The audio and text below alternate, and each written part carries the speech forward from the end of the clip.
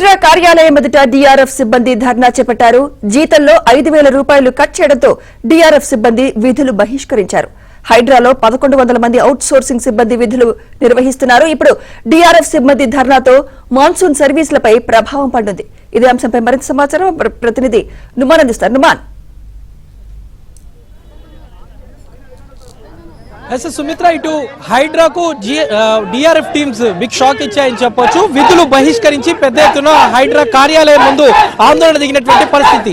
ఒక్కసారిగా తమ జీతాలు తగ్గించారంటూ వారంతా కూడా మండిపడుతున్నారు. హైడ్రా తీరుకు వ్యతిరేకంగా వారంతా కూడా ఆందోళన చేపడుతున్నటువంటి పరిస్థితి ఉంది. ముఖ్యంగా ఇటు హైదరాబాద్ లో కానివ్వండి, రాష్ట్ర వ్యాప్తంగా ఎలాంటి మాన్సూన్ కి సంబంధించినటువంటి సర్వీస్ అయినా, దాంతో పాటు ముఖ్యంగా డిజాస్టర్ విపత్తులు ఎలాంటివి ఉన్నా కూడా తాము నిర్వహిస్తాం. అలాంటిది తమ ఉన్న జీతాల్లో పూర్తిగా తగ్గించడం మీద మాత్రమో ఇటు హైడ్రా డిఆర్ఎఫ్ టీం అయితే మెరుపు ధర్నాకు దిగినటువంటి పరిస్థితి. ఈ నేపథ్యంలో పెద్ద ఎత్తున హైడ్రా కార్యాలయం ముందు చేరుకొని ఆందోళన చేస్తున్నటువంటి దృశ్యాలు అయితే మనకు కనిపిస్తున్నాయి. ప్రస్తుతం మనం ఏబిఎన్ స్క్రీన్ లో కూడా చూడొచ్చు. ఇక్కడ ప్రస్తుతం ఏదైతే వారంతా కూడా ఆందోళన చేపడుతున్నటువంటి పరిస్థితి మనకు కనిపిస్తుంది. వీరంతా విధులు బహిష్కరించారు. సో ఉన్న పలంగా జీతాలు తగ్గించారంటూ కూడా వారు తమ ఆగ్రహాన్ని వ్యక్తం చేస్తున్నటువంటి పరిస్థితి కనిపిస్తుంది చెప్పొచ్చు. సో ప్రస్తుతం చూడొచ్చు మొత్తం అసలు ఎంతమంది ఉన్నారు ఇటు హైదరాబాద్ నగర వ్యాప్తంగా, ముఖ్యంగా ఈ డిఆర్ఎఫ్ హైడ్రాలో మేము వచ్చేసి 2000 మెంబర్స్ దాకా వర్కర్స్ గా పనిచేస్తున్నాము. 2000 మెంబర్స్ దాకా పనిచేస్తున్నాము. 2000 మెంబర్స్ ముందుకు చూడొచ్చు. అందరూ హైడ్రా కార్యాలయం ముందు బైఠాయించి ఆందోళన చేపడుతున్నటువంటి సిచ్యువేషన్ ఉంది. ముఖ్యంగా ఎలాంటి మాన్సూన్ రెస్క్యూ అయినా, దాంతో పాటు ఎలాంటి విపత్తు అయినా అన్నిటికీ డిఆర్ఎఫ్ టీమే వెళ్తాము. అలాంటిది తమ ఉన్న జీతాల్లో ఇంకా 5,000 తగ్గించారంటూ చెప్తున్నటువంటి పరిస్థితి. మీ జీతం ఎంత ఉంది? ఎంత జీతం తగ్గించారండి?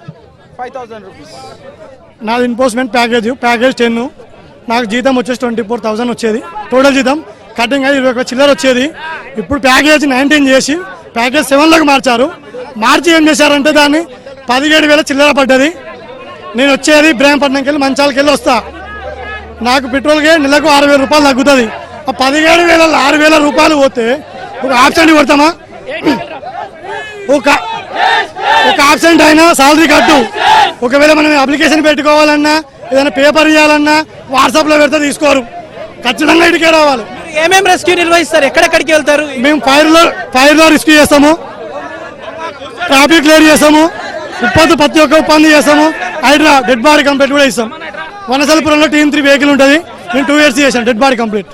ఎస్ఎల్బిసి కట్టడా కూడా మీరు వెళ్ళాను. ఎంతమంది వెళ్ళారు ఎస్ఎల్బిసి? ఓన్లీ కొత్త 1000 మంది తీసుకున్నారు. వాళ్ళ డ్యూటీలు వేయలే. ఓన్లీ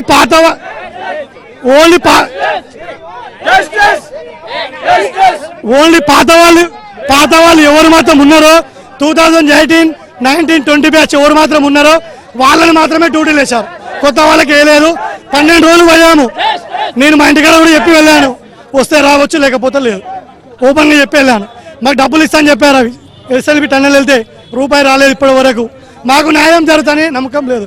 ఇంకోటి, ఏమైనా ప్రాబ్లం ఉందని వస్తే నీ ఇష్టం ఉంటే డ్యూటీ లేకపోతే పని చేయి. పేరు చెప్పని ఓపెన్ చెప్తారు. నేను ఉండేది ఇబ్రాహీంపట్నంకి వెళ్ళి వస్తా.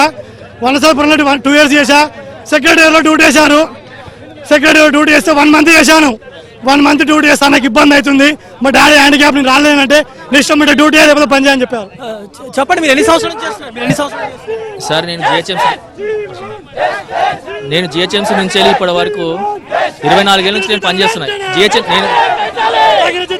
జిహెచ్ఎంసీ నుంచి వెళ్ళి నేను 24 ఏళ్ళ నుంచి పనిచేస్తున్నా. 24 years నుంచి నేను పనిచేస్తున్నా. డ్రైవర్గా పనిచేస్తున్నా. మాకు అక్కడ నుంచి ఇక్కడ వరకు ట్రాన్స్ఫర్, అప్పుడు తెలంగాణ గవర్నమెంట్లో కేసీఆర్ ఉన్నప్పుడు పర్మనెంట్ చేస్తున్నారు. సో ఆ తర్వాత ఇక్కడ నుంచి ట్రాన్స్ఫర్ చేశారు.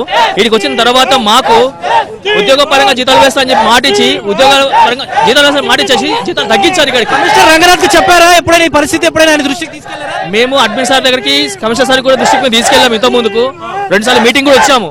వస్తే ఆ సమస్యను మేము పరిష్కరిస్తామని చెప్పేసి మాకు ఒక 1 month or 2 months టైం అని చెప్పారు. ఇప్పటికి 3 నెలలు గడుస్తుంది సార్. సో విషయం ఏంటంటే మాకు ఉద్యోగ భద్రత లేదు. మాకు ఒకటి. రెండోది ఇన్సూరెన్స్ లేవు. బయట ఏ డిపార్ట్మెంట్కి అయినా ప్రతి ఒక్కరికి ఇన్సూరెన్స్ ఉన్నాయి, హెల్త్ ఇన్సూరెన్స్ ఉన్నాయి. మేము దాదాపు ఇప్పటికీ మేము ఇన్సూరెన్స్ ఇస్తామని చెప్పేసి అనుకున్నారు. ఇన్సూరెన్స్ కూడా లేవు. చూడొచ్చు మొత్తం ఇక్కడ దాదాపు 1000 మందికి పైగా ఉద్యోగులు హైడ్రా టీం అంతా ఇక్కడ కూర్చున్నారు. ఇంకా దాదాపు హైదరాబాద్ నగర వ్యాప్తంగా డిజాస్టర్ టీంలో 4000 మంది విధులు నిర్వహిస్తారు. సో అలాంటిది ఒక ఉన్న పలంగా వీరంతా కూడా విధులు బహిష్కరించి ఆందోళన దిగడంతో ఇటు సిటీలో మాన్సూన్ సర్వీసుల మీద పెద్ద ఎత్తున ఎఫెక్ట్ పడినటువంటి సిచ్యువేషన్ ఉంది. తమ జీతాలు తగ్గించారు, జీతాలు గతంలో ఉన్నటువంటి జీతాలు కొనసాగించాలి, తమకు ఉద్యోగ భద్రత కల్పించాలి. ముఖ్యంగా గతంలో హైడ్రా కమిషనర్ రంగనాథ్ దృష్టికి ఎన్నోసార్లు తీసుకువెళ్లినా రంగనాథ్ కూడా పట్టించుకోలేదు. దాదాపు 3 నెలలుగా రంగనాథ్ దృష్టికి తమ సమస్య తీసుకువెళ్తున్నా కూడా పట్టించుకోకపోవడంతో విధులు బహిష్కరించి తాము ఆందోళన దిగినట్టు కూడా డిజాస్టర్ బృందాలు తమ ఆవేదన వ్యక్తం చేస్తున్నటువంటి పరిస్థితి. ప్రస్తుతం మాత్రం ఇటు హైడ్రా కార్యాలయం ముందైతే ఇటు డిజాస్టర్ టీమ్స్ తమ ఆందోళన అయితే కొనసాగిస్తున్నటువంటి సిచ్యువేషన్ అయితే మనకు కనిపిస్తుంది చెప్పొచ్చు. Over to studio Sumitra. Right, thank you.